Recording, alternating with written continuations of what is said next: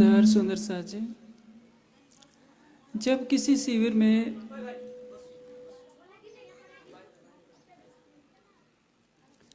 लाखों रुपए खर्च होते हैं तो एक बात विचार मन में आता है कि इसको खर्च करने की क्या आवश्यकता है। यदि यही पैसे सारे इकट्ठे करके मंदिर बना लिया जाता तो हम सेवा पूजा करते रहते। आप देखिए, समाज को जगाने के लिए ज्ञान की ज्योति आवश्यक है। आप सोने की ईंटों से बड़े बड़े मंदिर भी बना लेंगे, किंतु वहां से ज्ञान की धारा प्रवाहित नहीं होगी तो सारा समाज सो जाएगा। जब समाज अशिक्षित होता है तो वो एक अंधे कुएं में पड़ा होता है, उसको पता नहीं होता है कि मुझे करना क्या है। आप जानते हैं देश 1000 वर्षों तक गुलामी की जंजीरों में क्यों जकड़ा रहा? क्योंकि इस देश को मुक्त कराने वाला कोई चाणक्य जैसा कोई विद्वान नहीं था। ये प्रसंग के विपरीत होगा, लेकिन मैं केवल संकेत कर रहा हूं। अंग्रेजों ने एक विचारधारा हिंदुस्तानियों के मन में डाल दी कि तुम तो हमेशा से गुलाम रहते आए हो, तुम्हें शासन करने का अधिकार नहीं, तुम शासन के योग्य भी नहीं हो। सृष्टि के प्रारंभ से लेकर यानी 1,08,53,115 वर्ष 119 वर्ष अब हो गए हैं। 5000 वर्ष पहले तक सृष्टि के प्रारंभ से सारे चक्रवर्ती सम्राट भारत में हुए हैं। चाहे रूस की सभ्यता हो, भारत आज इतना छोटा दिख रहा है, पहले इतना छोटा नहीं था। जावा, सुमात्रा, कंबोडिया, ऑस्ट्रेलिया, अमेरिका तक में भारत की ही सभ्यता थी। आज जहाँ अमेरिका का झंडा फहरा रहा है वहाँ माया सभ्यता थी। भारत से निर्वासित असुर जाकर के वहाँ बसे थे और उन्होंने अपनी सभ्यता का विकास किया था। भारतीय क्यों पद दलित हुए, कभी किसी ने सोचा है? इसलिए कि उन्होंने ज्ञान की साधना छोड़ दी और सारा ध्यान पूजा पाठ में लगा दिया। पूजा पाठ भी किसके? पत्थरों के। चेतन प्राणी की पूजा करते, माता पिता गुरु की पूजा करते तो कुछ ज्ञान मिलता। शालिग्राम और शिवलिंग भगवान क्या दे सकते थे? उन्हीं को सोने हीरे मोतियों से सजाता था ये हिंदू समाज। परिणाम क्या हुआ? ज्ञान से रहित होने पर एक छोटी सी टीम आई व्यापार करने के लिए, उसने देश को गुलाम बना दिया। धार्मिक क्षेत्र में भी यही हो रहा है। श्रृंगारीकरण की जो प्रक्रिया चल रही है कि बड़े बड़े आलीशान मंदिर बना दिए जाएं और उससे जागनी हो जाएगी। आप सोचिए, तिरुपति मंदिर में किस तरह से लोग सोने चढ़ाते हैं, धन चढ़ाते हैं। कहीं कहीं तो साईं बाबा के लिए सोने का रथ भी चढ़ा दिया जाता है। ये अध्यात्म नहीं है। हिंदू जनमानस को यह जानना होगा कि हमारे धर्म ग्रंथों में लिखा क्या है, परमात्मा कहाँ है। योगेश्वर श्री कृष्ण ने 5000 वर्ष पूर्व डिंडिम घोष के साथ कहा था कुरुक्षेत्र की धरती पर कि ईश्वर सर्वभूतानां हृदयदेशे तिष्ठति अर्जुन। हृदय मंदिर में जो रहता है उसको पाने के लिए अपने हृदय को निर्मल बनाना पड़ेगा। और योगेश्वर उपदेश देते हैं अर्जुन को कि अर्जुन तुम्हें तत्वज्ञानियों के पास जाना होगा। उपनिषदों का कथन है तत्व विज्ञानार्थ स गुरुम एव अवगच्छेद समित पाणी श्रोत्रियम ब्रह्मनिष्ठम। ब्रह्म तत्व को जानने के लिए किसी ब्रह्मज्ञानी के पास जाए। ज्ञान के आदान प्रदान की जब प्रक्रिया लुप्त हो जाती है तो भले ही सोने के महल बना लीजिए, सोने के मंदिर बना लीजिए, सोने के आश्रम बना लीजिए, समाज में कभी भी जागरूकता नहीं हो सकती है। शिविरों का आयोजन क्यों किया जाता है? एक सोए हुए समाज को जगाने के लिए होता है। हाँ, शिविरों में हमारा प्रयास होना चाहिए कि सादगी से हो, कम से कम खर्च हो। भविष्य में हमारी योजना यही रहेगी। जहाँ तक मैं देखता हूँ ये टेंट वगैरह में खाने पीने की व्यवस्था करने में ज़्यादा खर्चा पड़ता है। सिक्किम, असम, वेस्ट बंगाल, नागालैंड और नेपाल के लिए आने वाले समय में ऐसी व्यवस्था कर दी जाएगी कि सब कुछ अपना हो। टेंट अपना हो, बर्तन अपने हो, कंबल अपने हो, गद्दे अपने हो, दरी अपनी हो, ताकि जो इससे करने से मेरा अनुमान है कि 70% हमारा खर्चा बच जाया करेगा। और जो हम साल में 2 शिविर लगाते हैं, पूर्वोत्तर भारत में 5 शिविर हम लगा सकते हैं उतने ही पैसे से। किसी पर आर्थिक बोझ भी नहीं पड़ेगा। हम ज्ञान का प्रकाश करें, क्योंकि बिना ज्ञान के मनुष्य ऐसे है जैसे आंखों को बंद करके चल रहा है। उसको ये पता नहीं है कि सामने सर्प है या रस्सी है। ज्ञान चक्षु से ही उसको पता चलता है कि नहीं, मुझे करना क्या है, मेरी उम्र इतनी बीती जा रही है, यदि शरीर छूट जाएगा तो क्या होगा। आप देखिए हमारे सुंदर साथ में, चाहे प्रणमी सुंदर साथ हो, चाहे निजानंदी सुंदर साथ, श्रद्धा है लेकिन ज्ञान का प्रकाश कम है। श्रद्धा किस पर अवलंबित होनी चाहिए? सत्य पर होनी चाहिए। वाणी में धामधनी ने पुकार पुकार कर कहा है, अर्श तुम्हारा मेरा दिल है, इत आए करो राम। हम अपने हृदय को तो अर्श बनाने की तरफ कदम नहीं बढ़ाते। एक कड़वी बात मैं कहना चाहूँगा, कोई भी समाज उन्नत करेगा तो ज्ञान से उन्नति करेगा और हृदय की निर्मलता से उन्नति करेगा। कोई भी संस्था, कोई भी व्यक्ति, कोई भी समाज यदि इस दृश्य से गिर गया तो याद रखिए उसका पतन निश्चित होता है। बड़े बड़े चक्रवर्ती सम्राट दुनिया से चले गए, बड़े बड़े साम्राज्य मिट गए, क्योंकि उसके नियामक के अंदर कहीं ना कहीं विकृति आ गई थी। चाणक्य ने एक सूत्र कहा है, राज्य मूलम इंद्रिय जया। जो अपनी अंतः प्रजा को नहीं जीत सकता वो बाहर की प्रजा को भी नहीं जीत सकता। इसलिए समाज को उन्नत दिशा में ले जाने के लिए हमें चेतवनी की प्रक्रिया को बहुत जोर शोर से फैलाना पड़ेगा। आप देखेंगे ये राधा स्वामी मत निरंकारी या रविशंकर जी ने अपने नए तरीके से एक दो देशों में नहीं, न जाने विश्व के कितने देशों में अपनी बात का मनवा ली। रविशंकर जी कोई ऊंचा ज्ञान नहीं देते हैं, लेकिन उनके पास टीम वर्क है। हर शहर में छोटे छोटे कुछ सदस्य होते हैं, वो नए को शिक्षा लेते हैं। एक व्यक्ति पर उत्तरदायित्व सौंपा जाता है कि तुम नए को तैयार करो। हमारे समाज में व्यक्तिवाद की ऐसी आंधी चल रही है कि एक व्यक्ति सिंहासन पर बैठा होगा, जब तक वो आदेश नहीं देगा तब तक कोई पानी भी नहीं पिएगा। जो समाज अपनी बुद्धि से सोच नहीं सकता कि मुझे क्या करना है, वो समाज कभी आगे नहीं बढ़ेगा। किसी भी समाज को नष्ट करने के लिए वहाँ की शिक्षा व्यवस्था को नष्ट किया जाता है। जो व्यक्ति हमें ज्ञान से वंचित कर दे, भक्ति से वंचित कर दे, वो हमारा कभी हितैषी नहीं होता, भले ही हम उसको अपना हितैषी मानते रहें। मैं आपको एक घटना सुनाता हूँ। द्वितीय विश्व युद्ध में एडोल्फ हिटलर ने 190 वायुयानों से लंदन पर हमला शुरू कर दिया। प्रतिदिन विमानों की संख्या बढ़ती जा गई। वहाँ के पार्लियामेंट में बैठक हुई, सबने कहा कि क्या करना चाहिए।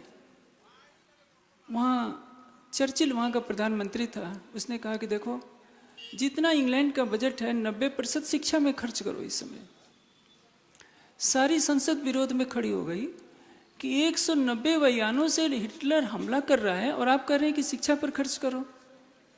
ये समय लड़ाई का है, ये कलम का समय नहीं है कि दिमाग दौड़ाएं।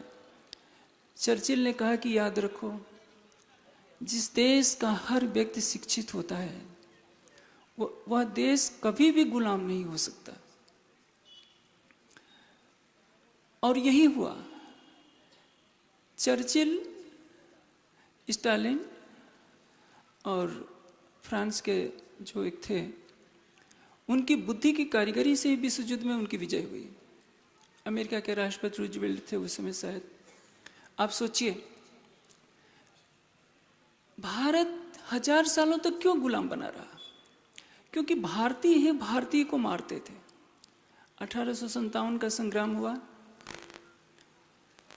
उसमें गोरखे, मराठे सभी भारतीय क्रांतिकारियों के शत्रु थे। जो लड़ाकू टीम थी, फौज थी, वो तो भारतीयों को मार रही थी।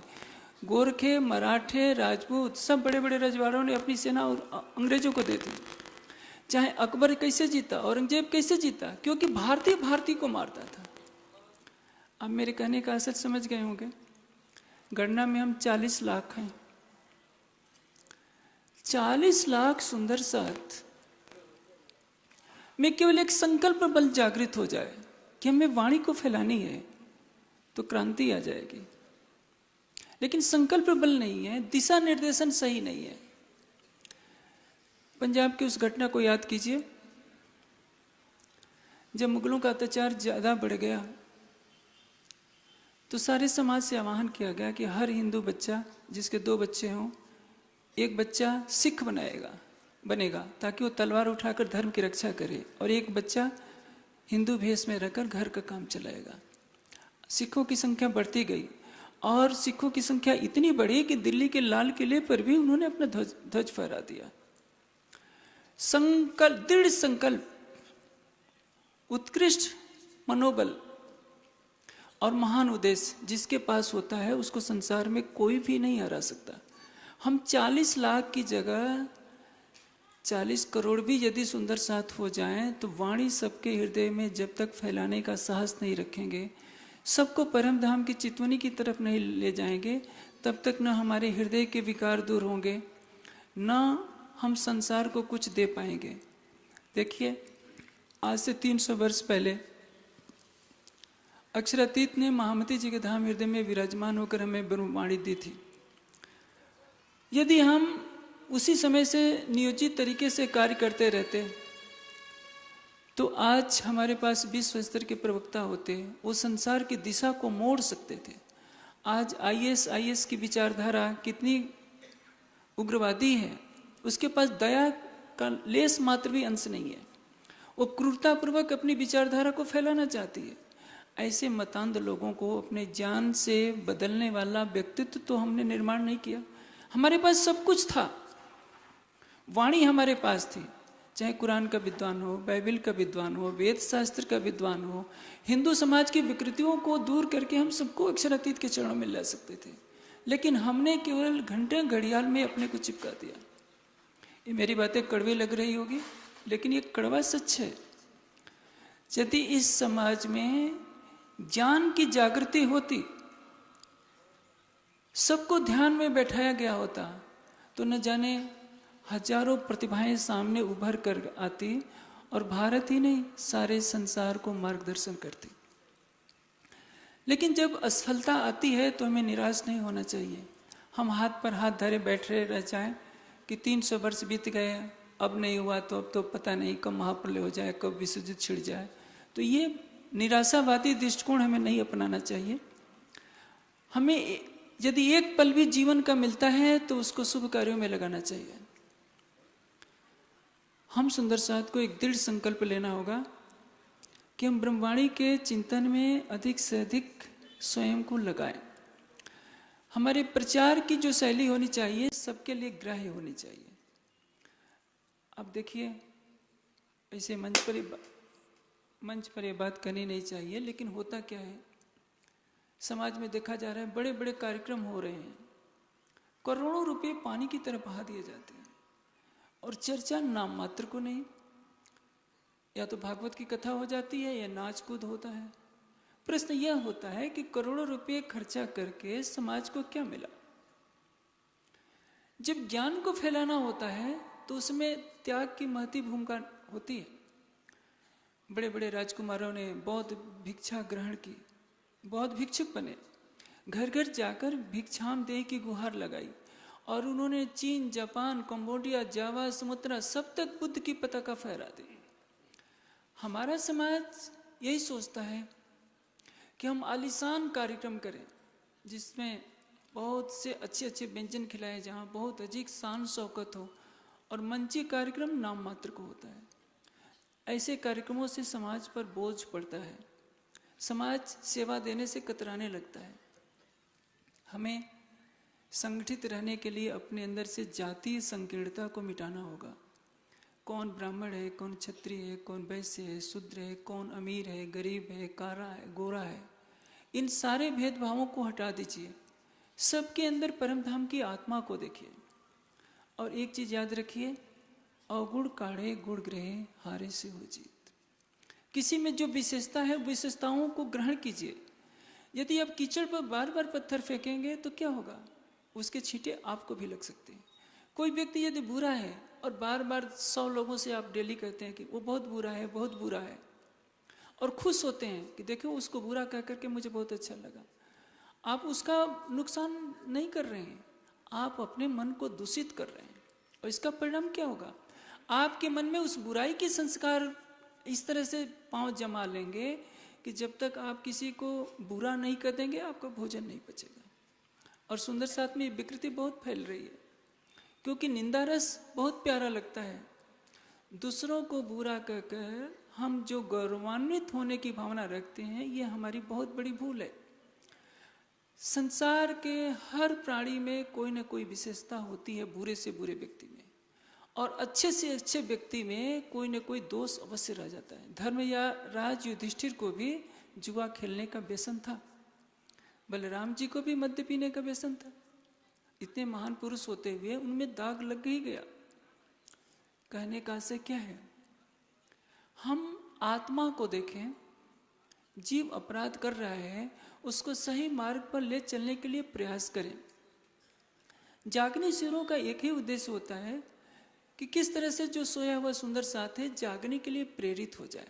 जानते हैं, हनुमान जी को पता ही नहीं रहता था कि उनके पास कितनी शक्ति है। उनको बताना पड़ता था कि हनुमान जी आप ये काम को कर सकते हैं, आपके लिए बहुत सरल है, नहीं तो चुप्पी साध कर बैठे रहते थे।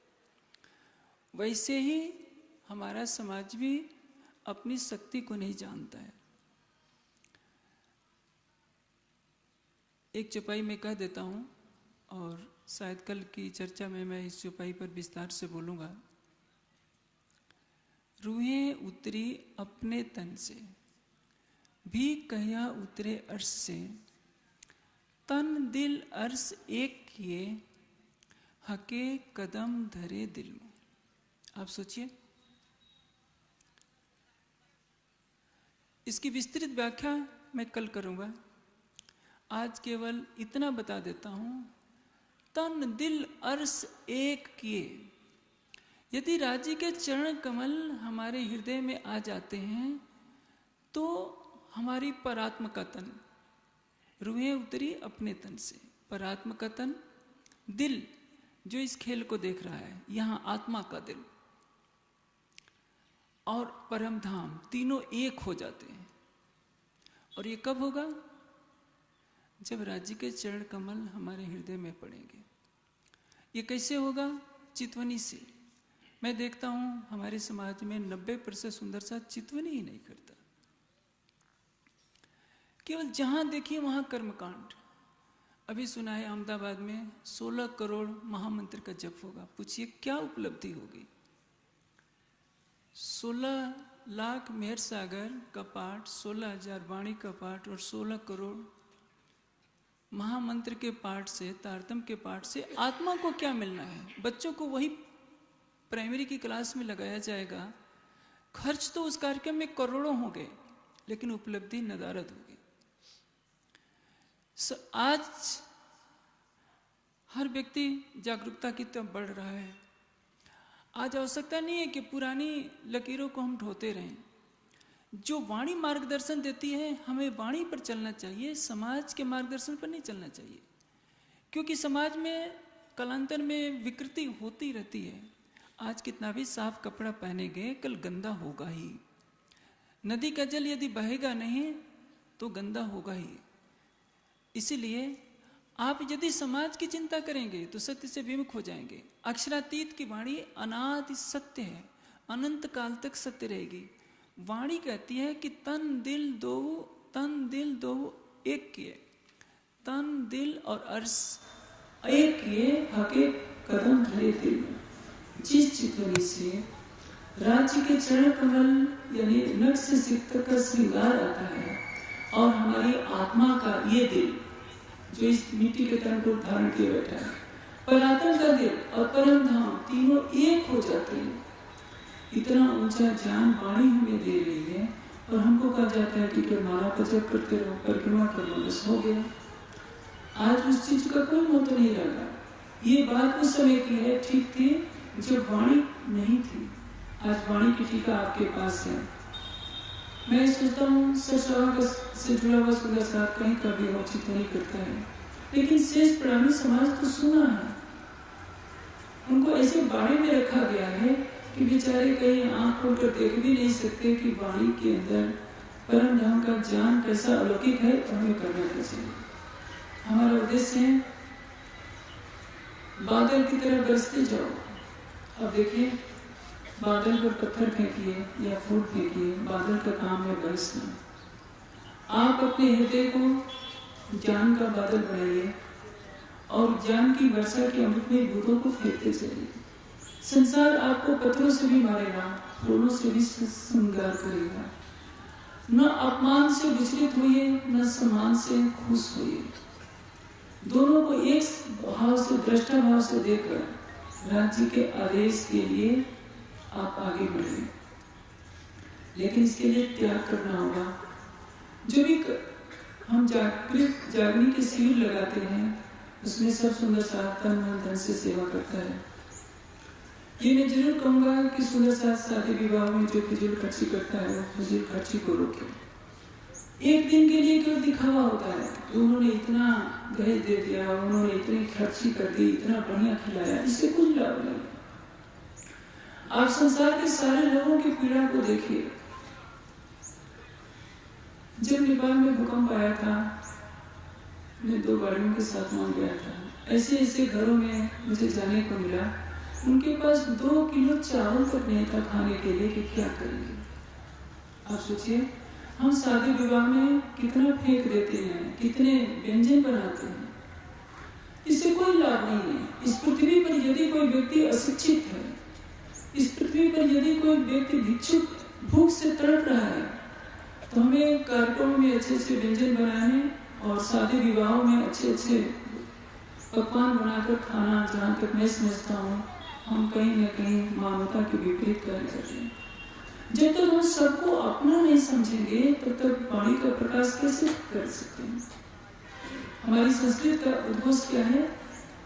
उदार चरता नाम तो वस्ता एवं कुटुंबकम। सारी पृथ्वी हमारा परिवार है। जब सारा संसार आपका परिवार है, ये ऋषियों का उद्घोष है, तो सुंदर साथ जो परम धाम के हैं, उनके अंदर ये भावना कभी नहीं आनी चाहिए कि मैं नेपाली हूँ, मैं पंजाबी हूँ, मैं गुजराती हूँ, मैं यूपी का हूँ। ये बहुत तुच्छ बातें हैं और ये सारी विकृतियों को आपको अपने मन से निकालना होगा। सबको परम धाम के दृश्य देखिए। और सभी माताओं से, बहनों से, मेरे भाइयों से प्रार्थना है, अभी मुझे सूचना आई प्राणनाथ ज्ञान केंद्र बड़ोदरा के लिए 30 बच्चियां अभी लिस्ट में हैं। वो इतना आने के लिए तैयार है, लेकिन लड़कों का अकाल पड़ता जा रहा है। अधिकतर बच्चे गए, कोई न कोई माया का झोंका आया और ज्ञानपीठ से चले आए। कुछ तो त्याग कीजिए। यदि किसी के 2 बच्चे हैं तो प्रयास करें, एक बच्चे को आप डॉक्टर बनाइए, इंजीनियर बनाइए, जो भी करना हो बहु लाइए, लेकिन एक बच्चे को राज्य के लिए तो सौंपिए, जो ब्रह्मांड की ज्योति को फैला सके। यदि सब सुंदर साथ के अंदर ये भावना हो जाए और एक साथ सैकड़ों विद्वान तैयार हो जाए। आप जानते हैं ज्ञानपीठ का अपना प्रेस है, अपना स्टूडियो है, तो आधुनिक संचार साधनों का उपयोग करके हम आने वाले 20-25 वर्षों में पूरे देश में, संसार में क्रांति कर सकते हैं। रविशंकर जी भी ज्यादा वर्ष के नहीं हुए। रविशंकर जी ने पिछले 20-25 वर्षों के अंदर ऐसा टीम वर्क तैयार किया। जगह जगह गए, अकेले चले थे। रविशंकर जी आर्ट ऑफ लिविंग के संस्थापक हैं। उन्होंने अपनी विचारधारा को फैलाने के लिए जैसे किसी गांव में गए, नगर में गए, कुछ लोगों को सूट लेकर के अपना ध्यान कराया, सिखाया। कुछ टीचर वहां तैयार कर दिए, उनको कहा कि तुम दूसरों को तैयार करो, और ये चेन बनती गई। भारत नहीं, विश्व के अनेक देशों में आज रविशंकर जी का बोलबाला है। हम श्रृंखला बनाना नहीं चाहते, हम सोचते हैं कि हमारे जीते जी हमारे बराबर कोई दूसरा न पैदा हो जाता है। जब आप पैदा ही नहीं होने दोगे, कली को फूल नहीं बनने दोगे, तो सुगंध कहाँ से फैलेगी। हमारे समाज की सबसे बड़ी बुराई है कि इसमें अधिकतर ऊर्जा लग जाती है ज्ञान को ढकने में। हमें समाज को संदेश देना होगा कि ज्ञान को ढकना नहीं है, बढ़ाना है। सतहस्त समाहर सहस्त्रहस्त संकेत वेद का उपदेश है। 100 हाथों से ज्ञान को बटोरिए और 1000 हाथों से लुटाइए। हमें देखना होगा कि किन किन संस्थाओं में कौन सी अच्छाई है। राधा स्वामी में सेवा की भावना है, रविशंकर जी में बौद्धिकता की प्रधानता है, तो उसमें चेन क्या है, कैसे लोग जुड़ते गए। ब्रह्मा कुमारी का जो ज्ञान है एकदम प्राइमरी स्तर का है, 7 दिनों में उनकी सारी किताबें पढ़ सकते हैं आप, लेकिन कितने देशों में फैल गए। और हम परम धाम का वो ज्ञान रखते हैं जो नारायण के पास है, जो अक्षर को भी जिस खिलवत का पता नहीं, वो ज्ञान हम बोलते हैं, सुनाते हैं। लेकिन मुझे दुख होता है, मुझे कई वर्ष परमात्मपुरी धाम पन्ना में रहने को मिला, अड़ोस पड़ोस के लोग जब प्राणनाथ जी के बारे में तरह तरह की बातें करते हैं तो मुझे बहुत कष्ट होता है कि ज्ञान का प्रकाश फैला क्यों नहीं। पन्ना जी के इतने नजदीक रहकर भी लोग प्राणनाथ जी को नहीं जान पाए, तो कहीं ना कहीं हम दोषी हैं। हमें तो प्राणनाथ जी की महिमा पूरे संसार में फैलाने का प्रयास करना होगा, और उसके लिए जितना त्याग हो सके, तन मन धन निछावर करना पड़ेगा। आप देखिए राजा राम झांझन बाई ने जो सेवा की दृढ़ संकल्प के साथ, एक बात याद ध्यान में रखिए, आप अपनी शक्ति को भूल जाइए। मोमिन बल धनी का दूनी तरफ से ना, तो कहे धनी बराबर जो मूल स्वरूप है धाम के मां। एक बल्ब है, जैसे अभी लाइट जल रही है, इसमें जो तार जुड़ा हुआ है, इससे बिजली कहाँ से आ रही है? ट्रांसफार्मर से। और ट्रांसफार्मर बिजली कहाँ से आ रही है? पावर हाउस से। पावर हाउस से तार कट जाए तो ट्रांसफार्मर बेचारा क्या करेगा? क्योंकि ट्रांसफार्मर में बिजली नहीं आती है, वो बिजली संचरित होती है, वहां से घरों में आती है। आपकी आत्मा ट्रांसफार्मर बनकर काम करेगी तो ज्यादा काम नहीं करेगी। आपकी आत्मा यदि पावर हाउस से अपने सर्वोच्च सत्ता पर से अपने को जोड़ लेती है, मोमिन बल धनी का, आप ये मत कहिए कि मेरे अंदर इतना ज्ञान है, मेरे अंदर इतनी भक्ति के बल है, मेरे अंदर सेवा की शक्ति है, ये सब कहिए कि राज्य का दिया हुआ है, उन्हीं की कृपा से हो रहा है। मोमिन बल धनी का दूनी तरफ से ना, तो कहे धनी बराबर जो मूल स्वरूप है धाम के बाद। इन आत्माओं के मूल तन परम धाम में है, इसलिए इनको राज्य के बराबर कहेंगे। अब सोचिए आपको कितनी बड़ी शोभा दी गई है, लेकिन समर्पण करना पड़ेगा, अपने अहम को मिटाना पड़ेगा। प्राय संस्थाएं खड़ी होती हैं और झगड़े खड़े हो जाते हैं, क्यों? सबका अहम टकराता है। पूर्वोत्तर में भी क्या झगड़े होते हैं? छोटी छोटी बातों के लिए, माइक पकड़ने के लिए झगड़े होते हैं, कोई छोटी बात के लिए हमारा नाम नहीं लिखा गया। इन सारी विकृतियों को हटाइए, इसमें कुछ नहीं रखा है। आप अपनी खुशियां राज्य के चरणों में सौंप दीजिए। राज्य के मिशन पर चलते हुए आपको दुत्कार मिले, सम्मान मिले, हमेशा मुस्कुराते रहिए, क्योंकि आप राज्य को रिझाने के लिए चले हैं, संसार को रिझाने के लिए नहीं। संसार सम्मान करता है तो मुस्कुराते हुए स्वागत कीजिए, अपमान करता है, पत्थर मारता है तो मुस्कुराते हुए स्वीकार कीजिए, क्योंकि आपने अपना हृदय राज्य को देना है। मिट्टी के पुतलों को खुश नहीं करना है, उनका सम्मान करना है कि मिट्टी के पुतलों में परम धाम की आत्मा है। हमें अपनी तरफ से किसी के प्रति गलत व्यवहार नहीं करना है। जब इस सभी कार्यकर्ताओं में सभी सुंदर साथ में भावना हो जाएगी तो हम संगठित हो जाएंगे। और जानते हैं संगठन में कितनी शक्ति होती है? घास से जो रस्सी बनाई जाती है उसे मतवाला हाथी बांधा जाता है, लेकिन जब वो घास बिखरी होती है तो छोटी सी बकरी आकर के सबको चढ़ जाती है। हमारा 40 लाख का सुंदर साथ भी बिखरा हुआ है। 40 लाख का सुंदर साथ क्या 400 विद्वान नहीं तैयार कर सकता? 10 वर्ष अध्ययन कराया जाए, ध्यान कराया जाए, 400 ऊंचे स्तर के विद्वान तैयार हो जाए, भारत के एक एक प्रांत को कई विद्वान बांट ले, विदेश में बांट ले, देखिए कितनी क्रांति हो जाए। लेकिन जो हमारा पैसा है सोने के कलश चढ़ाने में लग रहा है, सोने के सिंहासन बनाने में लग रहा है, पता नहीं कहाँ कहाँ बड़े बड़े कारकों में एक एक मंडप, एक एक लाख, कई लाख के मंडप तैयार किए जाते हैं। इससे कोई लाभ नहीं। जहाँ तक मैं समझता हूँ सत्संग से जुड़ा हुआ जो भी कार्यक्रम होगा उसमें ये फिजूल खर्चियाँ तो नहीं होती है, लेकिन जो प्रणामी समाज में जो विकृति आ गई है शो बनाने का, वो समाज को घातक मार्ग पर ले जा रही है। वो तो वजू है नीत में, पर अपने तो भी है सजन। हम सबको प्रेम की दृष्टि से देखें। जो हमारे ऊपर पत्थर भी फेंकता है, हम उस पर फूल फेंकें। हम पत्थर का उत्तर पत्थर से न दें, क्योंकि वो तो नींद में है, वो गलतियां करेंगे। हमारा उद्देश्य है ब्रह्मवाणी को फैलाना, प्राणनाथ की महिमा को फैलाना और सबके हृदय में युगल स्वरूप की छवि को बसाना चितवन के पर।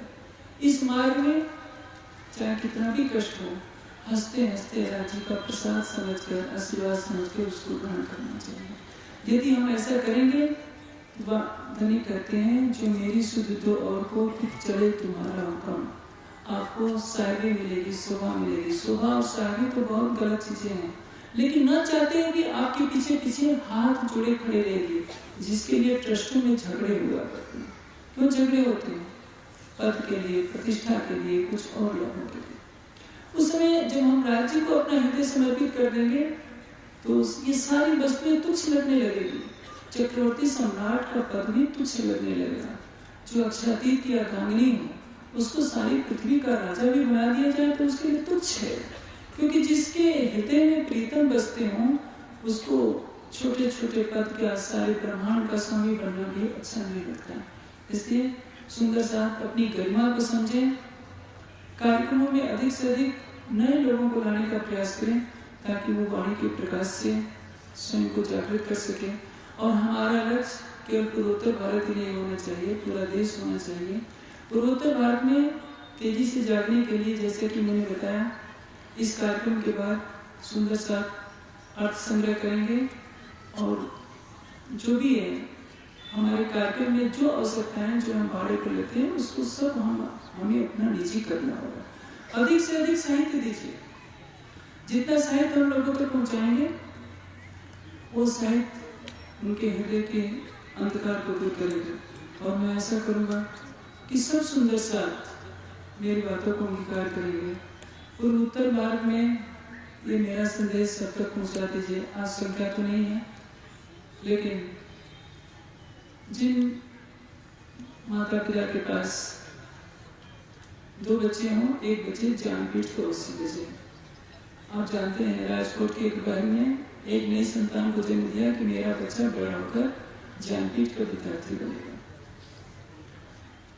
पहला बैच जो आया, उसमें आप देखते हैं रंजीत, श्रवण, अशोक, पुकार, ये सारी जो पहले बैच के विद्यार्थी रहे हैं, आज आचार्य बन चुके हैं। यदि ये तैयार नहीं हुए होते, तो मैं कहाँ कहाँ जाकर अकेले ज्ञान का प्रचार करता। आप देखिए, करने वाले तो राज्य हैं। गोवर्धन को उठाने का काम कृष्ण का है, लेकिन कृष्ण क्या कहा? सब लोग डंडे लगाओ, खाली निहत्ते नहीं बैठना है। सब लोग कुछ न कुछ योगदान करें, राज्य की सेवा समझ कर करें। और कार्यकर्ताओं से मैं जरूर कहूँगा कि व्यवस्था में कहीं न कहीं चूक हो जाती है। कोई कट बोलने वाला बोल भी देता है, कोई कड़वा बोलता है, आप मुस्कुराते हुए उसका दिल जीतिए। किसी के क्रोध पर आप स्वयं क्रोधित न होइए। एक दिन क्रोधित करने वाला खुद शर्मिंदा होगा कि नहीं, मुझे किसी को डांटना नहीं है, क्योंकि गलती करने के बाद हृदय से आवाज आती है कि नहीं, तुमने गलती किया। हम इतने विनम्र बने, इतने राज्य के प्रेमी बने कि सारा संसार बदल जाए। यदि हम आपस में लड़ते झगड़ते रहेंगे, एक दूसरे की निंदा करते रहेंगे, एक दूसरे के अवगुणों को दूर करते रहेंगे, तो हमारे अंदर विघ्राव होता रहेगा। हम त्याग की भावना से रहित हो जाएंगे और जब मूल स्वरूप से अपने को जोड़ेंगे कि हम जो कुछ कर रहे हैं राज्य की सेवा के लिए कर रहे हैं। आपको मेरी किसी सेवा की जरूरत नहीं है, मेरी सेवा की कोई चिंता नहीं। जैसे आप हैं वैसे मैं हूँ।